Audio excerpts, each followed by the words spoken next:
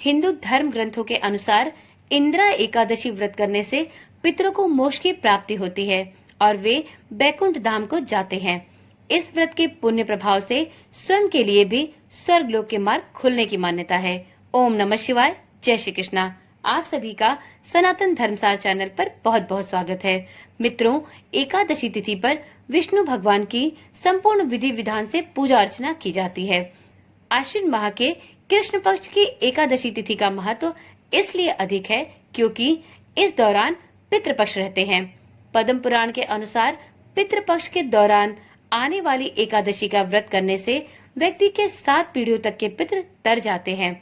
इंदिरा एकादशी का व्रत करने वाला व्यक्ति सभी सुखों को भोगकर अंत में स्वयं भी मोक्ष को प्राप्त करता है। तो चलिए आज की वीडियो में जानते हैं कि इंदिरा एकादशी की तिथि क्या पड़ने वाली है, इस दिन पूजा का शुभ मुहूर्त क्या होगा, साथ में द्वादशी तिथि के दिन पारण का सही समय क्या होने वाला है। पुराणों में बताया गया है कि भगवान श्री कृष्ण ने खुद धर्मराज युधिष्ठिर को इस व्रत का महत्व बताया था। माना जाता है कि इस व्रत को करने से यमलोक से मुक्ति मिल जाती है। इससे हमारे पितरों का उद्धार होता है और हर तरह के पाप और कष्ट मिटते हैं। इस वर्ष एकादशी तिथि की शुरुआत 27 सितंबर की दोपहर 1:20 से होगी और वहीं 28 सितंबर 2024 की दोपहर में 2:49 पर इस तिथि का समापन होगा।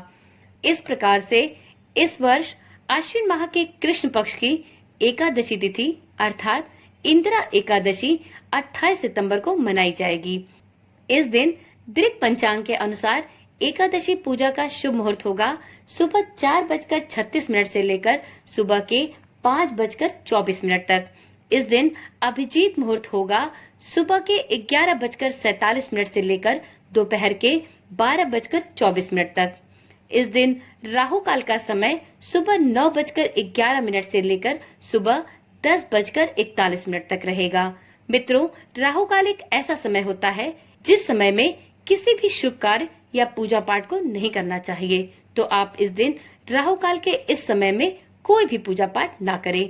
आप उससे पहले अपनी पूजा को संपन्न कर लें, अन्यथा अभिजीत मुहूर्त में आप विष्णु भगवान की पूजा अर्चना कर सकते हैं। अब जानते हैं 29 सितंबर दिन रविवार को द्वादशी के दिन एकादशी व्रत का पारण कब किया जा सकेगा। मित्रों, व्रत पारण का समय 29 सितंबर को सुबह 6:12 से लेकर सुबह के ही 8:35 तक होगा। तो इस प्रकार से हरिवासर की समाप्ति के बाद 29 सितंबर को आप सुबह 6:12 के बाद से अपने व्रत का पारण कर सकते हैं। इस बात का भी ध्यान रखें कि आपके एकादशी व्रत का पारण द्वादशी तिथि के अंदर ही हो जाना चाहिए, वरना आपके एकादशी व्रत का पुण्य आपको नहीं प्राप्त होगा। तो आप 8:35 के अंदर इस व्रत का पारण अवश्य कर ले। वीडियो में आगे जानते हैं एकादशी व्रत की तिथि में क्या खाना चाहिए और किन चीजों को नहीं खाना चाहिए। मित्रों, शास्त्रों के मुताबिक एकादशी का व्रत पानी पीकर या निराहार और निर्जला रख सकते हैं। फलाहार व्रत रखने वाले केवल फल खा सकते हैं, जबकि जलाहार व्रत में सिर्फ जल पीकर ही रहा जाता है। इस व्रत को रखने से भगवान विष्णु प्रसन्न होते हैं और आपकी सभी मनोकामनाएं पूर्ण करते हैं। इस व्रत में सात्विक भोजन ही किया जाता है और इस व्रत में चावल को खाने की मनाही होती है। तो इस प्रकार से इंदिरा एकादशी का व्रत 28 सितंबर को है। इस प्रकार से पितृपक्ष में आने वाली इंदिरा एकादशी का व्रत जो भी कोई व्यक्ति धारण करता है वह अपने 7 पीढ़ियों तक के पितृ को तार देता है। इंदिरा एकादशी पर पितरों के निमित्त दान दक्षिणा भी दी जाती है। इस दिन किया गया दान सीधे आपके पितरों तक पहुंचता है, इसलिए इंदिरा एकादशी के दिन दान का भी विशेष महत्व है। अगर आप इंदिरा एकादशी के दिन दान करना चाहते हैं तो सबसे पहले जान लीजिए कि किन चीजों के दान से आपके पितरों की आत्मा को शांति मिलती है।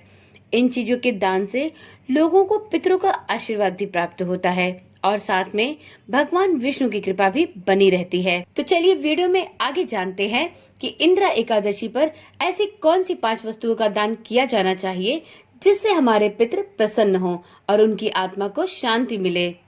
सबसे पहला दान है तिल का दान। तिल को पितरों का प्रिय माना जाता है। इंदिरा एकादशी के दिन तिल का दान करने से पितरों को शांति मिलती है और उनका आशीर्वाद भी परिवारजनों को प्राप्त होता है। दूसरा है पिंडदान। पितरों का पिंडदान करना बहुत ही शुभ माना जाता है। यदि इंदिरा एकादशी के दिन पितरों का पिंडदान किया जाए तो पितरों की आत्मा विशेष रूप से तृप्त होती है। तीसरा दान है गौदान। गाय को माता लक्ष्मी का रूप मानते हैं। इंदिरा एकादशी के दिन यदि आप व्रत रखते हैं और साथ में गौ दान करते हैं तो इससे बड़ा दान कोई और नहीं है।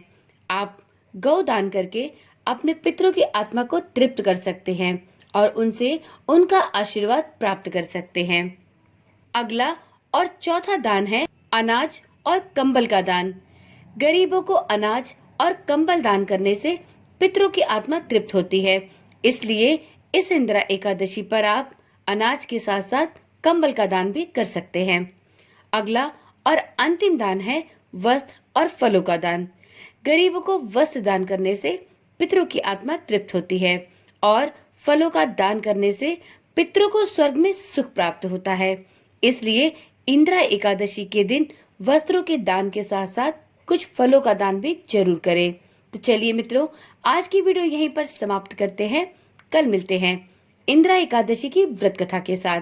यदि आपने अभी तक चैनल को सब्सक्राइब नहीं किया तो चैनल को अभी ही सब्सक्राइब कर ले और साथ में नोटिफिकेशन बेल को ऑन करना भी ना भूले, जिससे इस चैनल पर डाली जाने वाली सभी वीडियोस की सूचना आपके पास बिना किसी रुकावट के पहुंचती रहे।